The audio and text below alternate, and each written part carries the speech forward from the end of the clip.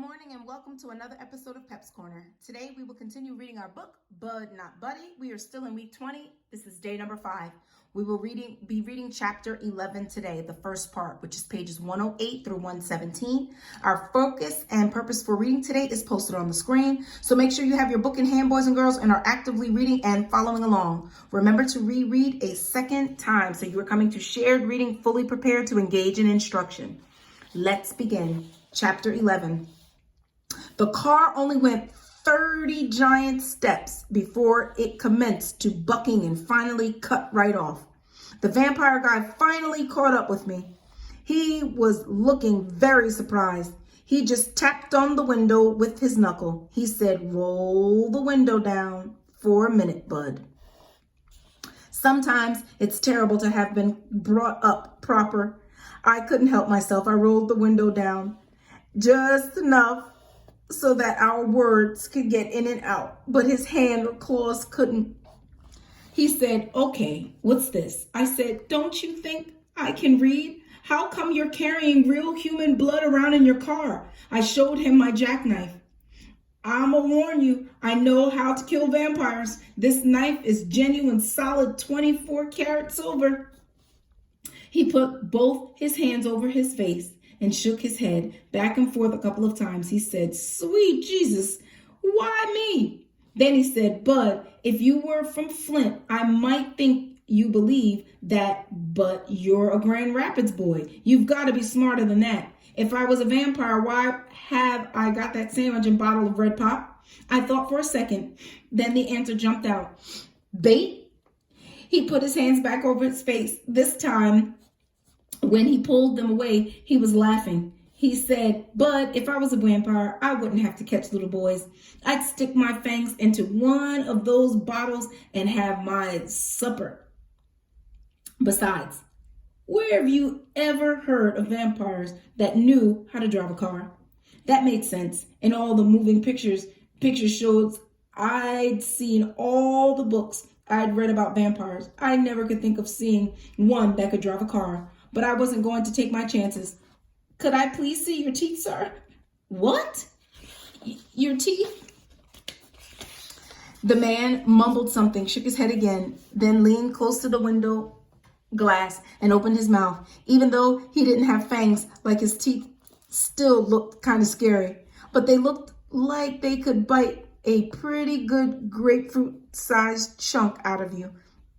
Then he said, "Bud, I've got to get this blood to Hurley Hospital in Flint. They need it right away for someone's operation. I can look at you and tell you're far too smart to believe in any nonsense like vampires, son. Be a good boy and open the door."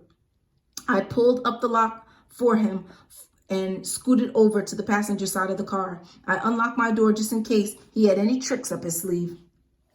He got in the car and said, "You'll never know how grateful I am to you, Bud.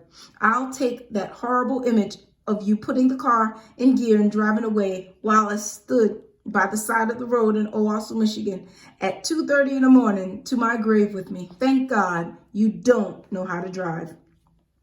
"No, sir, but if you'd showed me some fangs, I'd have learned real quick."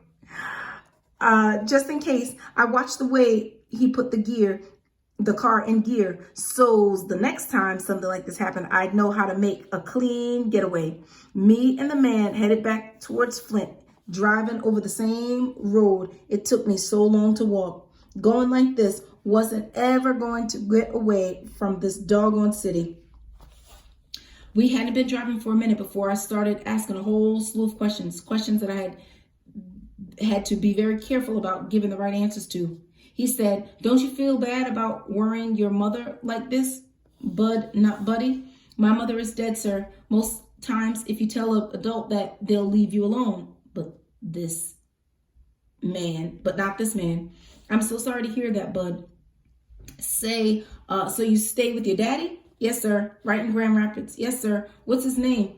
"Does he work for the railroad?" "No, sir." The seat started sticking its head out further and further. "His name is Herman E. Calloway. He plays the biggest doggone fiddle you'd ever see." The man shouted, "What?" I said, "Really, sir, I swear." For God, it's the biggest fiddle in the world. He said, I know your father. Everybody in Grand Rapids does. I didn't say anything. He said, well, I'll be. You know, at first glimpse, I wouldn't say you look that much like Herman, but now that I look at it, you suppose you do. Of course, he's quite a bit bigger, if you know what I mean. He's the best news. This was the best news I had all day. And my face nearly split in half from the giant smile. Yes, sir, folks say I'm the spitting image of the old man, my old man. He really started shooting the questions at me. So too, to stop him, sir, could I please have a sandwich and the rest of the red pop before I answer any more questions? He slapped his forehead and said, oh, I'm sorry, but I was so surprised about who you were. I'm so happy that I didn't even drive off that I forgot all about our deal. He handed me the sandwich and the pop and the apple. I was so hungry that I forgot all about scraping the mustard off the bologna sandwich, and even like that, it was the best sandwich I'd ever had in my life. But I said, my name's Mr. Lewis. Now, if you were about 15, 20 years older, you could call me Lefty. But you're not, so you can't. Mr. Lewis will do just fine. I shoved the part of the sandwich that I was chewing into the side of my mouth so I could say, yes, sir, Mr. Lewis, sir. He said, I'm not ashamed to admit it. You gave me a scare here tonight that I'd never forget. I just know I'll be having nightmares about meeting you for the rest of my life. I'll wake up in a cold sweat many a night with a picture of you in my car pulling away with that blood on the seat. I can see it all now. I'll be sound asleep deep in the middle of the Ruth Dandridge dream when all of a sudden I'll be standing on the side of the road in Owasso, Michigan at 2:30 in the morning, and I'll be seeing my car and that blood pulling away with nothing of you showing but that little peanut head of yours peeking up over the dash. He looked at me at the side of his eye. Anyone ever tell you you've got a little peanut head?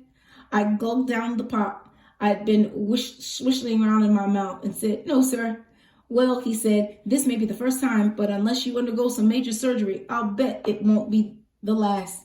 Yes, sir. He waited a second, then sounded kind of disappointed when he said, don't take it so seriously, but I'm teasing you.